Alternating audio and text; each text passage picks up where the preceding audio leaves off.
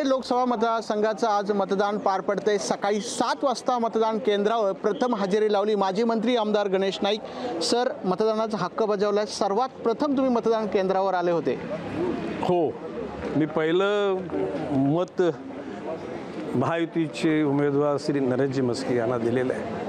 आजचा दिवस हा महाउत्सवाचा दिवस आहे। देशाचे पंतप्रधान नरेंद्रजी मोदी यांना तिसऱ्यांदा पंतप्रधान बनवून देशाचं प्राबल्य निर्माण करून जगातल्या अन्य भयभीत असलेल्या देशातील जनतेला एक दिलासा देण्याकरता आपलं नेतृत्व निश्चितपणे कामाला येईल, याकरता महायुतीचे सर्व कार्यकर्ते कामाला लागले। नवी मुंबईतला महायुतीचा प्रत्येक घटक त्या यशाला गवसण्याकरता, यश संपादन करण्याकरता अतिशय आनंदानं लोकशाहीच्या सर्व मूल्यांची जतन करून काम करीत आहे आणि ते यश निश्चितपणे मिळेल असा विश्वास व्यक्त करतो। लोकशाही बळकट करण्यासाठी मतदारांनी मतदान करणं आवश्यक आहे, अशी भूमिका नाईक परिवारांनी व्यक्त केली। कॅमेरामॅन ज्ञानेश्वर बाडेसह विकास मेहर आणि लोकशाही नवी मुंबई।